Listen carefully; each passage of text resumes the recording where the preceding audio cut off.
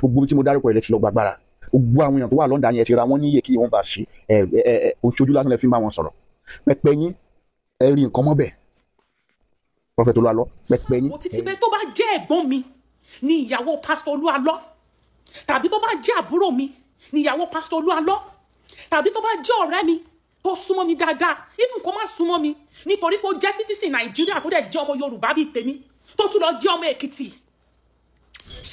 Nígbà tí wọ́n ṣe wedding tán tí Pastor Olúalọ àti ìyàwó wọn ṣe wedding tán ó ní ilé ọ̀rẹ́ Pastor Olúalọ ní Èkó ìníyàwó tẹ́ ṣe wedding rẹ̀ ló ń gbé. Ìbéèrè tẹ́mi wá fẹ́ béèrè rèé ṣé kí wọ́n bá pa ìyàwó yẹn ni àbí ẹ̀mí Ọlọ́run ló sọ fún Pastor Olúalọ wípé kí ìyàwó wọn lọ́mọ gbé. ẹ jọ̀ọ́ mà ta ni wòlíì tòótọ́? Who is a real prophet? Who is a real pastor? Who is a real evangelist ní Nàìjíríà? Mo fẹ́ bóyá tí n bá mọ̀ kẹ́ júwe kan fún mi so that èmi náà lè darapọ̀ mọ́ ìlọ́mọ lọ tó. nǹkan ní àárọ̀ nípa ọ̀rọ̀ Pastor Olúalọ tó bá ṣe pé lóòótọ́ ni ọ̀rọ̀ yìí ṣé agbára Ọlọ́run náà ló wá fa gbogbo kinní yìí ìyẹn kù díẹ̀ káàtó. Ẹ̀gbọ́n ìyàwó Pastor Olúalọ ó sọ ọ̀rọ̀ kan allegedly torí ohun tó pamọ́ ojú Ọlọ́run ló tó. Àárọ̀ alárọ̀ ni mò ń wo program yẹn lórí péjì ẹnìkan tí mi ò ní lórí ọ̀fẹ́ láti mọ̀ dárúkọ tó sọ wípé nígbà tí wọ́n ṣe wedding tán tí Pastor Olúalọ àti ìyàwó wọn ṣe wedding tán ó ní ilé ọ̀rẹ́ Pastor Olúalọ ní Èkó ìníyàwó tẹ́ ṣe wedding rẹ̀ ló ń gbé. Ìbéèrè tẹ́mi wá fẹ́ béèrè rèé ṣé kí wọ́n bá pa ìyàwó yẹn ni àbí ẹ̀mí Ọlọ́run ló sọ fún Pastor Olúalọ wípé kí ìyàwó wọn lọ́mọ gbé ọ̀dọ̀ rẹ̀ wọn. Ẹgbẹ́ ìyàwó Pastor Olúalọ tó sọ̀rọ̀ kan allegedly torí kò sojú mi àmọ́ tá a gbọ́ tó sì lóhùn lẹ́gbẹ́ ìyàwó wọn ó nígbà tí ìjà ṣẹlẹ̀ láàrin Pastor Olúalọ àti ọ̀rẹ́ wọn tí ìyàwó wọn gbé lẹ́kọ̀ọ́ tí ìyàwó wọn gbọ́dọ̀ ẹ̀ lẹ́kọ̀ọ́ pé ọ̀dọ̀ ọ̀hún ló padà gbé tó fi bímọ àkọ́bí tán nígbà tó tún bímọ àkọ́bí chọ́ọ̀chì táwọn ń lọ ń làwọn ti ṣe níbi àkọ́bí ọmọ ìyàwó Pastor Olúalọ ìyàwó wòlíì tó lórúkọ lágbàáyé. Ẹ̀kejì kókó pọ́ìntì tẹ́bi tó dìbò bẹ̀ ni wípé wúmà yẹn ó ní àbúrò òun sọ wípé àwọn àti ọkọ àwọn táwọn jọ fẹ́ra àwọn ní sulọ́kà àwọn òjò sunrun ọjọ́ méjì papọ̀ rí láyé allegedly ni o pé àwọn òjò sunrun ọjọ́ méjì ọjọ́ mẹ́ta papọ̀ rí sẹ́mi Ọlọ́run ló ní ká post kí Pastor Olúalọ káwọn àtòmìnrin ọmọ jọ gbé tàbí kẹ́ mọ̀jọ sùn àfi tí wọ́n fẹ́ dóra wọn nìkan tí wọ́n fẹ́ bára wọn sùn ẹ̀mí Ọlọ́run ò ní kí wọ́n mọ̀ dòbò àmọ́ ẹ̀mí Ọlọ́run ní kí wọ́n mọ̀ bòmìnrin gbé allegedly. Èmi ò gbàgbọ́ pé ó rí bẹ́ẹ̀ àmọ́ tó bá rí bẹ́ẹ̀ ó lè òkè ń jolè ẹgbẹ́ rẹ̀ ló lè wòlíì làwa náà ẹ̀mí ọ̀sẹ́mi Ọlọ́run náà ló wá lágbára tó bẹ́ẹ̀ ló fún láyé kẹ́ ẹ bóbìnrin gbélé àbí kí ló wà nídìí ọ̀rọ̀ yìí gangan ọ̀rọ̀ yìí ò tiẹ̀ wá fẹ́ yẹ́ nìkan kan mọ́ kí ló wà ní ọ̀rọ̀ yìí kí ni tó wà ń sàlẹ̀ ọ̀rọ̀ yìí gangan. Àmọ̀ràn tẹ́mi wọn gba Pastor Olúalọ lórí ọ̀rọ̀ yìí ni wípé báwọn ọba lè sọ̀rọ̀ kí wọ́n rán representative wọn kó sọ̀rọ̀ kó dìbọn kọ̀rọ̀ tí ẹgbẹ́ ìyàwó wọn sọ yìí bóyá rọ ni àbó òótọ́ kó dìbọn kọ̀rọ̀ yìí o torí ọ̀rọ̀ yìí kẹnu gan àárọ̀ aláàárọ̀ yìí ni mo gbọ́ ọ̀rọ̀ yìí kódà bí mo ṣe gbọ́ báyìí ọ̀rọ̀ yẹn ọ̀sà da orí mi rọ́n da ọpọlọ mi láàmú ni pé só lè ṣẹlẹ̀ sá àbí ò lè ṣẹlẹ̀ àní gbogbo tá à ń sọ yìí gbogbo tí Rotimi Awikoko ń sọ gbogbo tí ẹgbẹ́ ìyàwó wọn ń sọ gbogbo tí ọ̀pọ̀lọpọ̀ yẹn sọ èmi ò tí ì gbàgbọ́ sẹ́ mi ò tí ì gbàgbọ́ àfi tí bá rí representative fún bàbá Olúalọ tí ẹni yẹn jáde tó sọ pé Olúalọ lọ́rọ̀ òun ṣẹ́ kọ́ wá dìbọn kí gbogbo ọ̀rọ̀ yìí ìdìbò àtó gbàgbọ́ tàbí kó sọ pé gbogbo tí wọ́n sọ láti ìjọ òótọ́ ni ó lè mí ò tó gbàgbọ́ o àsìkò rèé ìmọ̀ràn ni mò ń gbà yín gbogbo ẹ̀yin olólùfẹ́ Pastor Olúalọ gbogbo ẹ̀yin tẹ́ nífẹ̀ẹ́ Ọlọ́run nínú ẹ̀yẹ Pastor Olúalọ mo fẹ́ kẹ́ ẹ bá Pastor Olúalọ sọ̀rọ̀ kí wọ́n jáde tàbí kí wọ́n rán èèyàn jáde táwọn ọba lè jáde kí wọ́n dìbọ́ǹkì gbogbo àwọn ọ̀rọ̀ yìí ọ̀pọ̀lọpọ̀ voice note láti gbọ́ tèmi ò sì gbàgbọ́ pé só lè rí bẹ́ẹ̀ ọ̀pọ̀lọpọ̀ voice note láti gbọ́ tó jẹ́ ohun wọn tí ohun yẹn jọ ohun wọn allegedly ohun yẹn jọ ohun wọn lórí ọ̀rọ̀ olóbìnrin dé torí wípé ọ̀rọ̀ yìí ti fẹ́ máa da orí tèmi lọ́rọ̀ ẹ̀sùnkùnkùn sí mi inú òkùnkùn ni mo sì wà àmọ́ tí dídákẹ́ bá ti pọ̀ jù nínú òfin tí wọ́n bá parọ́ mọ́ tó bá dákẹ́ that means ìtò ṣe ni nínú òfin ni o tí wọ́n bá ti ń rojọ́ mọ́ tí wọ́n parọ́ mọ́ tó sì dákẹ́ tó sọ̀rọ̀ ìtò ṣe ni o ọ̀rọ̀ yìí ti kọjá silent is the best answer for a fool ó ti kọjá rẹ o ó ti kọjá rẹ kó tiẹ̀ jẹ́ ẹ̀kan ẹ jẹ́ kí representative yìí jáde kó sọ̀rọ̀ yìí torí irọ́ tí wọ́n pa mọ́ yìí ti pọ̀jù o torí mi ò lè sọ ipò tọ́ ni torí ìgbà gò tí ì jáde sọ̀rọ̀ a sì tí ì rí representative yìí kankan tẹ́ ẹ bá ti wá dákẹ́ jù tẹ́ ẹ sọ kankan ó ṣeé ṣe kọjá pé òótọ́ ni wọ́n sọ nípa yín tí ẹ̀ dẹ̀ jáde torí ọ̀rọ̀ tí ẹ̀gbọ́n ìyàwó yín sọ yìí pọ̀ o ó tóbi gan o ó pọ̀ gan o àárọ̀ yìí ni mo gbọ́ ó pọ̀ o kódà kò tí tó wákàtí kan tí ẹni tí mo gbọ́ lórí péjì tó rìlíìsì ẹ̀ kò tí tó wá náà tó rìlíìsì ọ̀rọ̀ yẹn jáde kí wá ló dé ẹbí mọ kéde chọ́ọ̀chì oní chọ́ọ̀chì lẹ́ti sọ lórúkọ ẹbí mọ kejì ẹbí kẹta France ni wọ́n ti sọmọ kẹta lórúkọ àbí ṣé torí pé ìyàwó yóò bóbìnrin ní bóyá obìnrin ní Pastor Olúwa ló láìkì tó yẹ pé ọmọ mẹ́tẹ̀ẹ̀ta tó bí ọkùnrin ni kí wá ló dé kí wá ló ṣẹlẹ̀ tí ẹ jáde kẹ́ ẹ sọ̀rọ̀ ẹ̀yára church Pastor Olúwa lọ wọn pẹ́ yìí tí Pastor Olúwa lọ bá ṣe ẹ̀yin ọlọ́pọlọ pípé ni ẹ̀yin onílàákàyè ni ẹ̀yin tẹ́mi Ọlọ́run gbé inú yín ni Pastor Olúwa lọ bá ṣe ẹ bá Pastor Olúwa lọ sọ̀rọ̀ tẹ́mi Ọlọ́run bá sọ wípé kí wọ́n mẹ́bí kẹ́nìkan má gbèjà wọn Bíbélì náà ló tó sọ pé ẹ̀mí Ọlọ́run tó má gbọ́ ìdarí ẹ̀mí Ọlọ́run má gbọ́ ìdarí o gbogbo áńgẹ́lì àlùjànnú Ọlọ́run fi wá sọba lórí ìwé ni a lè control wọn o a lè control wọn kí wọ́n jáde síta kí wọ́n dìbọn kọ̀rọ̀ yìí tàbí kí wọ́n rán representative wọn síta kí wọ́n dìbọn kọ̀rọ̀ yìí èyí ẹ̀ ṣe pé èmi fi bà wọ́n lórúkọ jẹ́ kí wọ́n kàn ṣàlàyé ara wọn bọ́rọ̀ ṣe rí ìtọ́ ṣẹlẹ̀ látìgbà tí wọ́n ti ṣe wedding nígbà tẹ́ fẹ́ yàwó ní sulọ́kà tẹ́ lọ tọrọ rẹ̀ tí èsì ṣe pé wọ́n fọ́ọ̀sì yín kẹ́ ẹ fẹ́ yẹn ní age of 25 years tí kì í ṣe pé wọ́n fọ́ọ̀sì yín definitely ìyàwó yìí kò lè ti pé 40 years now kò tí ì lè pé 40 years tí wọ́n ọ̀dẹ̀ fọ́ọ̀sì yín fẹ́ kí wọ́n lọ́fà gbà tẹ́ fẹ́ tán tẹ́ jẹ́ kí ọmọbìnrin yìí gbádùn ilé ọkọ rárá kò gbádùn happy home rárá àṣẹ lóòótọ́ ni wọ́n làwọn Yorùbá máa ń sọ pé ilé ọlá níyọnu ara ìyọnu tí ilé ọlá nírè o ìwọ tó gbajúmọ̀ ìwọ tó fẹ́ ẹni táyé mọ̀ ìwọ tó fẹ́ fólówó eléyìí ọkọ̀ lẹ́kọ̀ọ́ ara ilé ọlá tó níyọnu rè tí Pastor Olúwa lọ tìyàwó Pastor Olúwa lọ la rí àwọn kan bẹ tí wọ́n ti sí ọ̀rọ̀ wọn ní sọdún ẹ̀kú àbúmọ́ra tí wọn ò ní lè jáde tí wọ́n ti fi wọ́n sínú bondage ayérayé pé wọn gbọ́dọ̀ jáde sọ kankan kí wá lọ wá dé bàbá Olúwa lọ ẹran representative fún yín jáde o mo forúkọ Ọlọ́run bẹ̀yẹ ètò tí mo ṣe ẹ ṣí àrẹ̀kọ́ lọ́dọ̀ Pastor Olúwa lọ wọ́n mọ̀ pé àwọn tí yóò bú mi yóò bú mi àwọn tí yóò dẹ̀ sọ òótọ́ ọ̀rọ̀ yóò sọ òótọ́ ọ̀rọ̀ èbú yóò tiẹ̀ jẹ́ kankan lójú tèmi náà èpè yóò jẹ́ ìtumọ̀ kankan lójú mi bẹ́ẹ̀ yẹn bú mi ọkọrin ọpẹ́ ni bẹ́ẹ̀ yẹn sẹ́pẹ̀ ọkọrin ìyẹn ni ìyẹn ò ní ìtumọ̀ kankan sẹ́mi kò ní ìtumọ̀ kankan sáyẹ̀ mi àmọ́ òótọ́ ọ̀rọ̀ bí ìsọkúsọ ni olóòótọ́ lù ó sì ní kàlù mi ò bú Pastor Olúwa lọ mi ò dẹ̀ sọ pé tí wọ́n sọ sí wọn òótọ́ ni àmọ́ kí wọ́n rán representative wọn jáde láti dìbọn kọ̀rọ̀ yìí táwọn ọ̀bá ráyè láti sọ ọ̀rọ̀ mo sọ yìí mo dúró náà ọ̀rọ̀ sì bẹ nínú mi tó pọ̀ àmọ́ àwọn Yorùbá sọ wípé ọbẹ̀ kì í mì kún àgbà bọ́ ọmọ kékeré bá sì gé gidigbó àgbàlagbà ni yóò bọ̀ bí tí yẹn máa wó sí ọ̀rọ̀ sì bẹ́ẹ̀ ní kò mí o àmì ẹ̀sìn jẹ́ gbèmí náà ẹ jẹ́ kí gbèmí ẹ ṣe àpọ́gàmì kọ́dọ̀dọ̀ Pastor Olúwa lọ kọ́dọ̀dọ̀ àwọn olólùfẹ́ wọn pátá ẹ ṣe àrẹ̀ mi ò bú wọn bí wọ́n jáde síta kí wọ́n sọ̀rọ̀ ní Pastor Olúwa lọ tẹ́ ẹ bá létí ẹgbọ́n tí ọ̀run sọ fún ìjọ o wọ́n sọ ibodúró náà o. ọ̀rọ̀ sọnùkùn náà rí ẹ fojú sọnùkùn wo ọ̀rọ̀ sọnùkùn náà rí ẹ fojú sọnùkùn wo ọ̀rọ̀ sọnùkùn náà rí ẹ fojú sọnùkùn wo ọ̀rọ̀ sọnùkùn náà rí ẹ fojú sọnùkùn wo a ó dárúkọ wọn bọ́lọ́ ń fẹ́ ẹ̀yin tẹ́ bá mú ní ẹ lọ parí ẹ̀ ọ̀rọ̀ sọnùkùn ni torí wípé mi ì mọ béèyàn àṣepera ẹ̀ ní ìránṣẹ́ Ọlọ́run tí wọ́n dẹ̀ ń béèrè ibo ni ìyàwó àtọmọ wà tí ìránṣẹ́ Ọlọ́run náà ò fèsì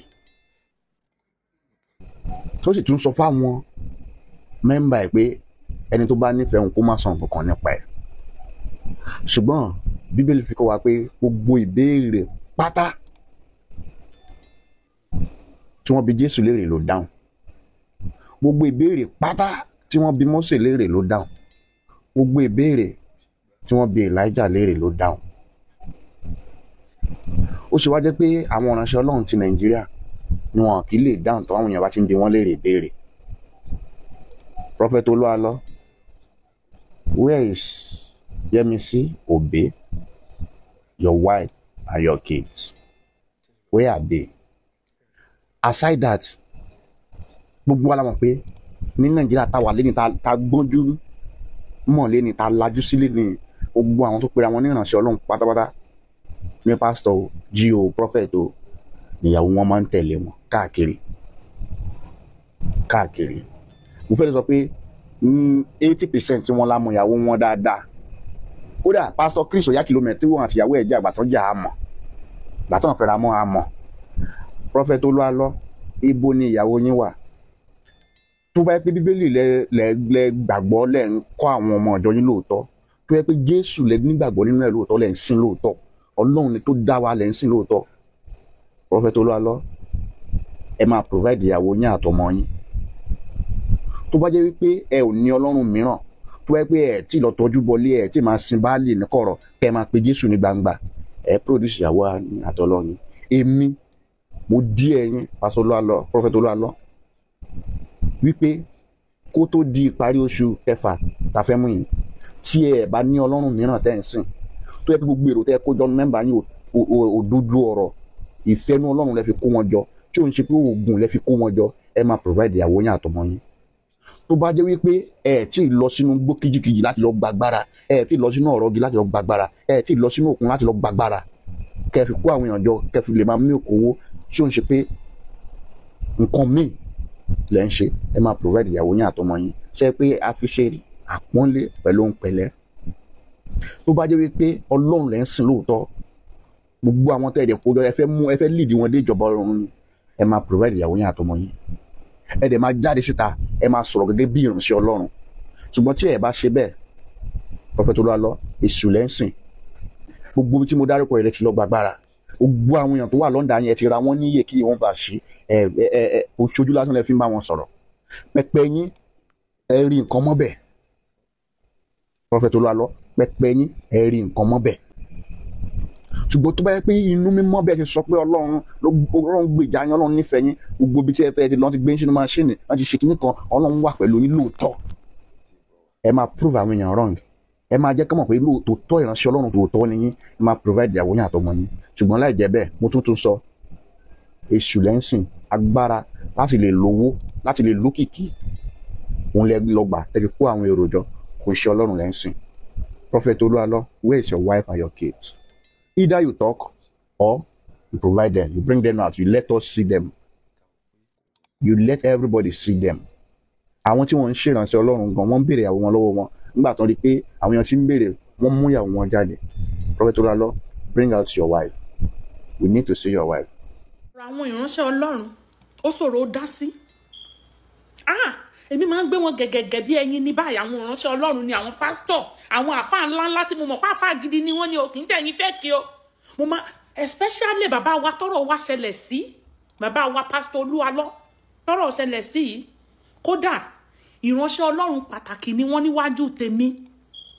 Ṣùgbọ́n wá ní kankan tó ń ṣẹlẹ̀ tí mo ti ń rí, ó ti fẹ́ lé ní oṣù kan báyìí, bí ọ̀sẹ̀ 5 sẹ́yìn, tí mo ti ń rí lórí péjì brother wa kan Awíkoko pé wọ́n ń wá ìyàwó Pastor Olúalọ. Kódà mo gbọ́ ní voice note ibi tí ìyá ìyàwó yẹn ti sọ pé bóun ti rí ọmọ ń bá sọ̀rọ̀ báyìí ó ti lé ní ọdún 4. Ìyá ìyàwó Pastor Olúalọ wọ́n ní tí àwọn ti rí ọmọ wọn bá sọ̀rọ̀ mọ́ pé ó ti lé ní ọdún 4. Ẹni tó wá jẹ́ bàbá fún ìyàwó yẹn, ṣe mọ̀ pé tá bá lọ ṣe wedding wọ́n máa fàyàwó lé ọkọ lọ́wọ́.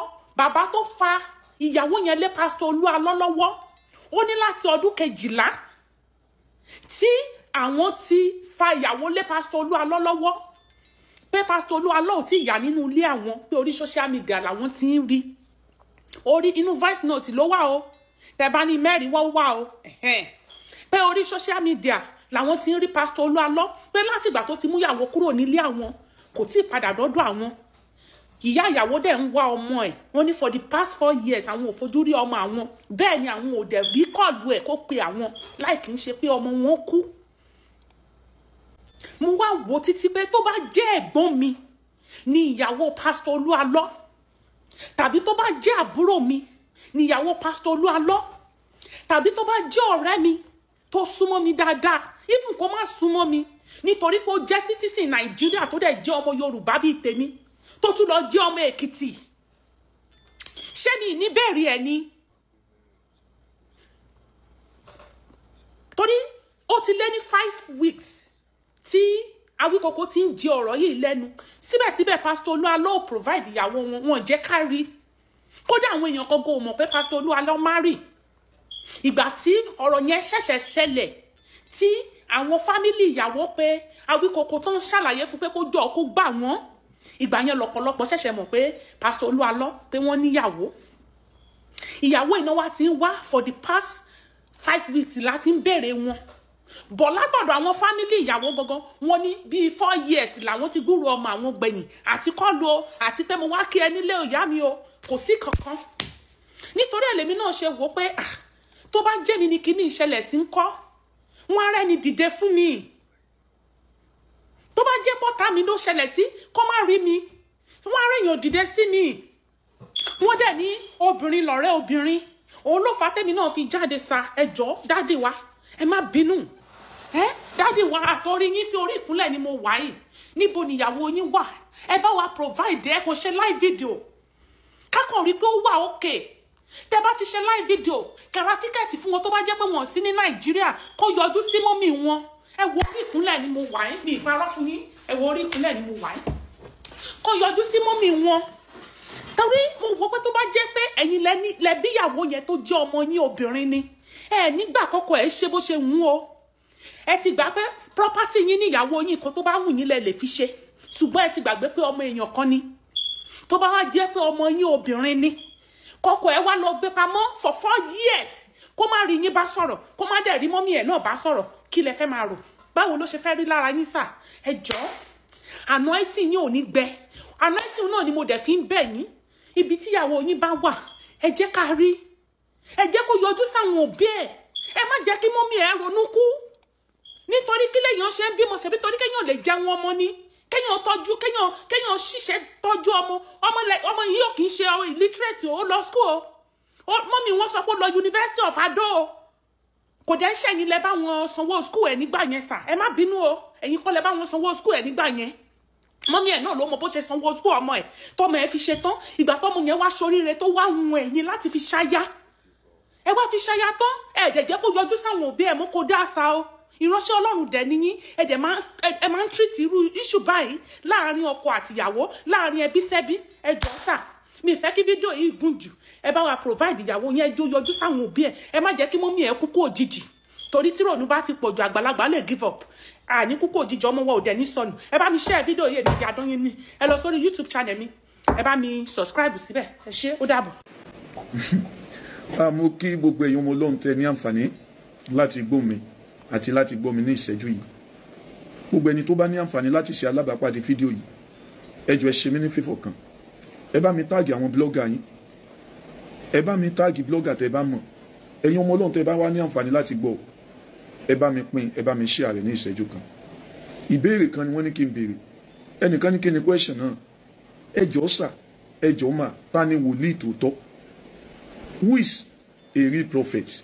Who is a real pastor? Who is a real evangelist ní Nàìjíríà?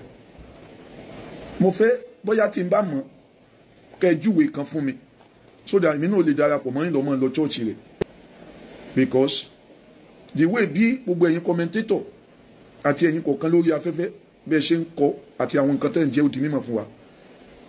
Ẹ portrait Nàìjíríà bí ẹni pé ó ní wòlíì Ọlọ́run. Ẹ portrait Nàìjíríà bí ẹni pé ó ní ìránṣẹ́ Ọlọ́run. Adébóyè ẹni fake ni. Oyèdépò Bishop Oyèdépò ẹni fake ni. Olúkọ̀yà ẹni fake ni. Paul Enenche ẹni fake ni. Suleiman ẹni fake ni. David Biyome fake ni. Gbogbo àwọn bàbá yẹn fake ni wọ́n. Abíára fake ni. Ẹ̀páfẹ́ Ọdẹ́kúnlé fake ni. Àti gbọ́ a ti rí pé gbogbo àwọn pásítọ̀ wa ní Nàìjíríà fake ni wá. Ẹ fún mi ní àwọn ìtọ́jẹ́ authentic tí èsì fake.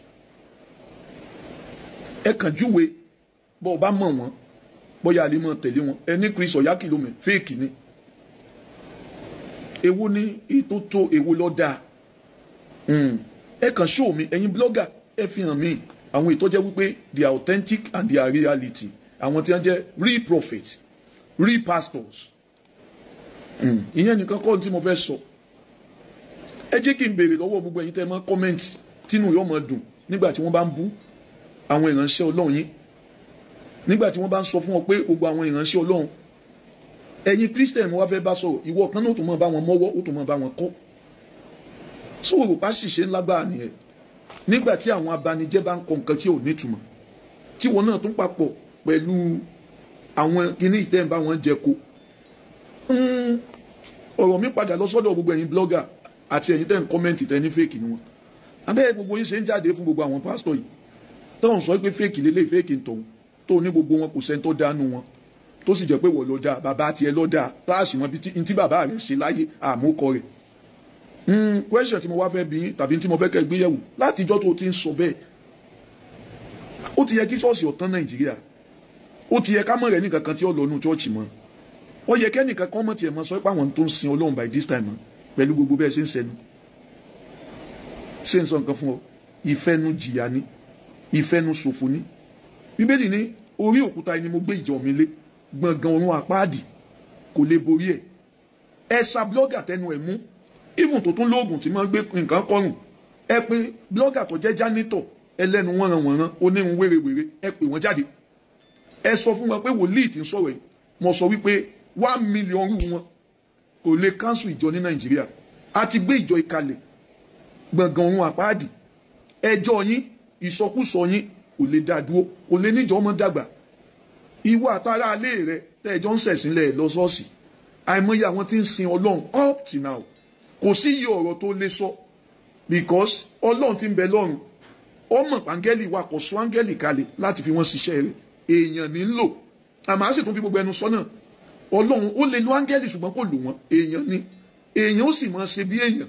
Tó bá ń retí ẹnìkan tó pé láyé Peter kò pé, tó bá ń retí ẹnìkan tó pé láyé Jòhánù kò pé, ó sọ àìpé tiwọn di pípé nínú pípé tiẹ̀ ni.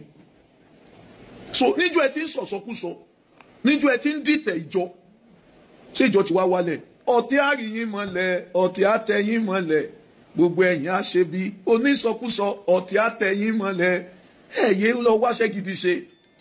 Ó fèsì láìfẹ́ kọ́ mọ́ ṣe tiẹ̀. Mo rẹ́yìn bàbá kan náà tẹ́ pera yín Christian, ẹ̀ ń jáde fún Christian ẹgbẹ́ yín, ọmọ àlè èèyàn ní mọ́ fọwọ́ sí júwe lé bàbá ẹ̀. Ẹ̀yin náà mọ̀ kò sí kékeré kan Nàìjíríà, kò sí kíníkan kíníkan. Gbogbo àwọn ìránṣẹ́ Ọlọ́run tí wọ́n ń sẹnu wọn ránṣẹ́ ó dẹ̀ mélòó tó gbàdúrà fún wọn. A ti notice ẹ̀ pé ẹ̀yin ọmọ Nàìjíríà kò sí tí máa dùn lọ́dọ̀ yín, ẹ máa fẹnu pa àwọn èèyàn tiyín ni, ẹ máa fẹnu bà àwọn leader yín jẹ́ ni, ẹ máa fẹnu bà yé àwọn pastor yín jẹ́ ni, ẹ máa fẹnu bà gbogbo ẹni tó bá ti dá ìrẹ́ tó dá Nàìjíríà. Àwọn olóṣèlú kò dá, àwọn pastor wọn ò dá, àwọn báńkà wọn ò dá, gbogbo nǹkan ni ò dá lọ́dọ̀ tiẹ̀. Ó jẹ́ pé rẹ ajẹ́páyé rẹ ni ò dá, àǹkó tó mọ̀ kó tó yẹ̀ wò nǹkan ti bàjẹ́ mọ́ ọ lára. So gbogbo ẹni tí ní àǹfààní àti gbọ́ mi ẹ jọ̀ọ́ bá mi pín kinní yìí fún gbogbo àwọn oníblọ́gà kó wá wo nǹkan o. Ìwọ ṣẹ̀ṣẹ̀ bẹ̀rẹ̀ blogging ni wọ́n ṣẹ̀ṣẹ̀ bẹ̀rẹ̀ ẹnu wátawàta láti 2000 and ẹ jẹ́ sọ pé láti 2000 yá 2000 làwọn nǹkan ti máa ń jáde, wọ́n ti ń jáde fún àwọn bàbá Oyèdépò, wọ́n ti ń jáde fún àwọn bàbá Adébóyè, wọ́n ti máa ń jáde fún wa. Irú àwa yìí nísìnyí wọ́n ṣẹ̀ṣẹ̀ bẹ̀rẹ̀ sí jáde fún wa lọ́jọ́ díẹ̀. Àwọn tí wọ́n jáde fún wọn ọ̀pọ̀ wọn ti parẹ́ bí iṣó, gbogbo jáde tí wọ́n jáde fún wọn sọ wá já ṣọ́ọ̀ṣì wọn dúró sí òjì ó bilẹ̀ sí kàkàkéwé àgbọn wọn dẹ̀ ń le koko sí ni. Ìtẹ́mi ìbárọ̀ ni pé if you can't beat them better join us. Ìtọ́ dáa jù nìyẹn kí wọn náà pinnu kọ́ bóyá ẹ sọ̀rọ̀. And ẹ wá gbọ́ ìkìlọ̀ sẹ́yìn gbogbo ẹ̀yin tẹ́ ń fa yé àwọn pásítọ̀ tẹ́ fi ń ṣe content tọ́jẹ́ pé ntọ́ ọmọ ṣe ojú pé kó má yé pásítọ̀ kọ́ mọ́ fi ṣe content. Sórí ó ní ìwà abanijẹ́, ó ní ọjọ́ tó ọba dẹ́kun àti banijẹ́ wọ́n á bọ̀ jẹ́. Ìtó dùn mí ni pé òòrọ̀ la ọmọ tí ó padà jẹ́ àtúbọ̀tán rẹ̀ àti tàwọn ọmọ ọwá ńlanu kí ló dé tó fẹ́ dí ọ̀nà ọ̀la mọ̀mọ́ mo tó yẹ̀yìn obìnrin kan tẹ́ ń bá wọn ṣe sóò lọ́mọ ni. Tá a bá tiẹ̀ sọ pé àwọn tí wọ́n ga àwọn blọ́gà kan wọn ò ní rònú, ṣé wò lè pèrè ẹ sípàdé, ṣé bí wọ́n ládìí ọlọ́mọ ìjà ó ti bímọ kalẹ̀ sọ ọmọ táwọn ọmọ rẹ̀ ó padà ṣe lọ́la múra sí ó sun ẹkún débi pé wọn ègbọ́ búburú lẹ́nu abọ́ rẹ̀ àwa kì í báyàn jẹ́ àìsí ìbúyàn. Báwo la ṣe mọ àwọn tí ò nítumọ̀, èpè ẹnu wọn, ọ̀rọ̀ àlùfànṣẹ́ ẹnu wọn, ìsọkúsọ ẹnu wọn, olókunú ayé wọn. Òun kígbe wọ́n ń gbowó ni ó wọ́n ń ṣe kinní kan, ó dẹ̀ mélòó tó ọ̀dáwó bẹ́ẹ̀, èló lowó rẹ̀ tó sọnù sà. Bó o ṣe ń kígbe tó ń sunkún kí, ta ló gbowó lọ́ọ̀ rẹ̀, èèyàn mélòó lọ́wọ́ afẹjọ́ sùn o. And that's why òní ibi òní ọmọ jáde fún mi, ẹ ń bá jẹ tẹ̀tẹ̀ lára òfu, níjọ́ ẹ ti ń jáde, ó dẹ̀ mélòó tẹ́rí tí mo bá yín sọ nǹkan, ajá nìyí bẹ́ẹ̀ ṣe mọ́ gbónú. Gbígbó ní sì mọ́ pajá, kíkàn ní mọ́ pàgbò, gbogbo ẹ̀yin lẹ́nu rán ẹ mọ́ jáde ẹ mọ́ gbẹ́nu gẹ́gẹ́ ẹ mọ́ sẹ́nu káàkiri kò lè dùn wá fún yín bí ìran yín ṣe mọ́ rí nìyẹn. Ìran yín ti wà tipẹ́, ìran Sanbalati àti Tòbáyà pẹ̀lú gbogbo bí wọ́n ṣe bú Nehemiah ti ń kọ́lé tí ń kó ẹnu bodè kí ló wá padà jáde lẹ́yìn ẹ̀ ṣé nǹkan wá bàjẹ́. Mọ́ sọ̀rọ̀ mọ́ jáde fún pásítọ̀ kò ní mínísírì tiẹ̀ nìyẹn pé mo fẹ́ mọ́ fọ́ mo fẹ́ mọ́ báyé àwọn pásítọ̀ jẹ́ mo fẹ́ mọ́ jáyé wọn. Ó rí gbogbo ìtẹ́ ti ń já Ọ̀dẹ́kúnlé Ẹ̀pàfà ní mí pásítọ̀ ìjọ Comfort Life Mission kàkà kéwé àgbọ̀ndẹ iṣẹ́ yẹn ń lọ wájú sí ni yóò sì máa lọ wájú nìyẹn torí ìlérí Ọlọ́run ni. Ìwọ ni ronú kó pìwàdà torí àwọn ọmọ rẹ nítorí ọba lè rù ní o ṣe jáwọ́ kúrò nínú iṣẹ́ burúkú. Àìmọye kọ́ńtẹ́ǹtì tó lè ṣe, àìmọye nǹkan tó lè dẹ́wò tó lè máa ṣe tí yóò máa mú kí péèjì rẹ ó dàgbà láì ní nǹkan kan láì tàǹpà pẹ̀lú pásítọ̀. Ìwà banijẹ́ ọjọ́ tó o bá dẹ́kun àti banijẹ́ Bíbélì ni wọ́n bá ọ̀jẹ̀ kan lẹ̀. Part 1 ni mo kàn ní ya yín brain ni a sì fẹ́ bẹ̀rẹ̀ sí jáde fẹ́yìn blogger ẹ̀rí pé yín ò ní gbé torí pé ta ni yín àwọn tí wọ́n jáde ní 2000 tí wọ́n jáde 2005 wọ́n ti rá bí iṣó. Ó dá mi lójú pé gbogbo ẹ̀yin ẹlẹ́nu yìí ẹ padà rá bí iṣó náà ni. In the name of Jesus. Kò lè work torí kò work fún Jésù. Mo rí yín ná ẹ jẹ́ máa lọ bí iṣẹ́ mi. Ayé mà le o, ayé yìí mà le o, ayé mà le o. Ènìyàn Olúwa ni mo kábàámọ̀ nítorí pé mo dá ènìyàn. Ọba tó dá ayé àti ọ̀run, ó ní mo kábàámọ̀ pé mo dá ènìyàn. Arákùnrin tó ń gbọ́ mi yẹn, arábìnrin tó ń gbọ́ mi, tó bá ṣe é ṣe ni àwọn tó ń bá rìn, tọ́lọ́run bá lè ṣe ọ lójú láti rí inú àwọn ohun tí àwọn ènìyàn tó ń bá rìn tán ní lọ́kàn sí ọ, ó lè ṣe é ṣe kó má bá ènìyàn rìn mọ́. Ó lè ṣe é ṣe kó má bá ènìyàn gbé mọ́, torí ènìyàn le. Olúwa ni mo kábàámọ̀ nítorí pé mo dá ènìyàn. Arákùnrin àti arábìnrin, kí ló mú ọ̀rọ̀ yìí jáde?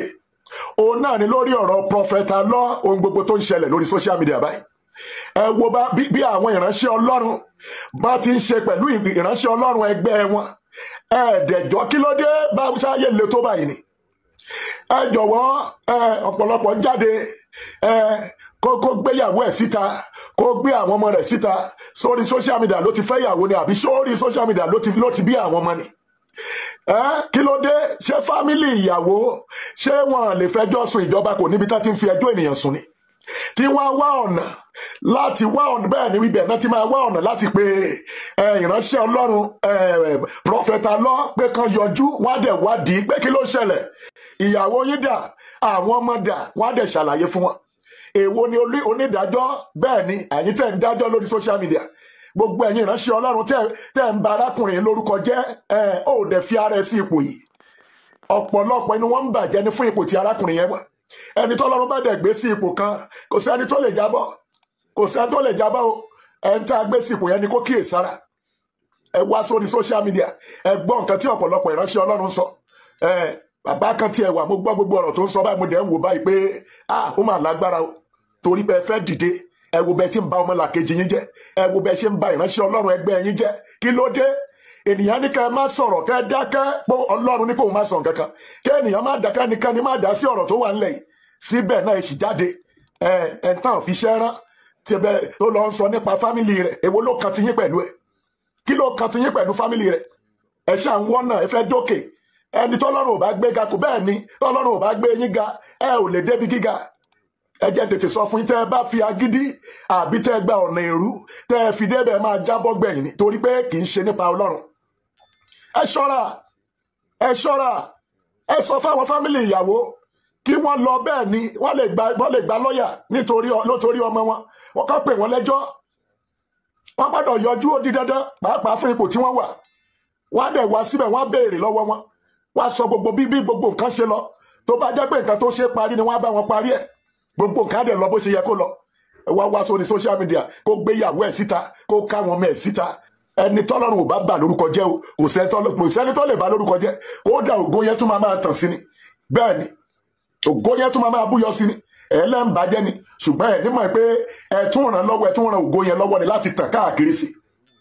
Jésù tí wọ́n pa, ṣèbá rò pé àwọn pa ni àwọn fi ṣèkà ní láì mọ̀ wípé ohun tó wálé ayé wá ṣe gangan náà nìyẹn. Bẹ́ẹ̀ ni ṣé o gbogbo àmọ́ Kristi lónìí ni àwọn rò pé àwọn ti pa ni pé wọn ò gbọ́ nípa ẹ̀ mọ́, gbogbo ẹ ti lọ, àwọn ti mú kúrò ńlẹ̀. Ṣèbó òní lé ni òun ṣorúkọ Jésù ẹ̀ la fi ń gbàdúrà lé ni. Ẹ kíyèsára gbogbo ẹ̀yin wòlíì èké tẹ́ kún orí social media. Bẹ́ẹ̀ ni ẹ kíyèsára, gẹ́gẹ́ bá a ti kọ́ná pé ní ìgbà òpin ayé àwọn wòlíì èké yóò pọ̀. Bẹ́ẹ̀ ni gbogbo wọn ti kún ta báyìí. Àgbo wọn náà ló kún lórí social media tán sọ̀sọ́kúsọ káàkiri. Bẹ́ẹ̀ ni torí pé wọ́n fẹ́ ga, wọ́n fẹ́ dókè. Ọlọ́run á ṣàánú yín o, Ọlọ́run yóò ṣàánú yín o. Ẹ kíyèsára o, ohun tí Kristi fi rán wa, ẹ dojúkọ láti kéde ìrònúpìwàdà fún àwọn ènìyàn, láti sọ fún àwọn ènìyàn pé òpin ayé ti dé, pé a ti wà ní ìgbà òpin ayé. Èyí ò ká yín lára. Bẹ́ẹ̀ ni bẹ́ẹ̀ ṣe fẹ́ já àyàn bọ́lẹ̀ ń wá káàkiri, bẹ́ẹ̀ ṣe ń wá bẹ́ẹ̀ láti bàtọ́ ọmọlàkejì jẹ́ lẹ́ ń wá káàkiri. Ẹ wá ọ̀nà bẹ́ẹ̀ ṣe máa tan ìrere, ẹ wá ọ̀nà bẹ́ẹ̀ ṣe máa sọ nípa ìrere Kristi. Ohun tán gbélé yín lọ́wọ́ ẹ̀ lépa rẹ̀, ẹ̀ ń lépa wọn ayé, ẹ̀ ń lépa ọsàn ayé, ẹ̀ ń wá ipò, ẹ̀ ń wá owó ní ọ̀nà tí ò yẹ, tí ó tó kúrò nínú Kristi. Ẹ ṣọ́ra gbogbo ẹ̀yin ènìyàn tẹ́ wà lábẹ́ ọ̀rọ̀ yìí, ẹ jọ̀wọ́ ẹ bá mi share ẹ̀. Bẹ́ẹ̀ tí ń ṣe bẹ́ẹ̀, ẹ̀yin náà ráàánú gbà o, ẹ rójú rere Ọlọ́run. Ayé ò ní lágbára, ọ̀tá ò ní lágbára lórí yín o. Mo gbàdúrà ẹ ò ní ṣubú fọ́mọ ẹlòmíràn dìde o. Bẹ́ẹ̀ ló máa rí o. Jésù Olúwa wa.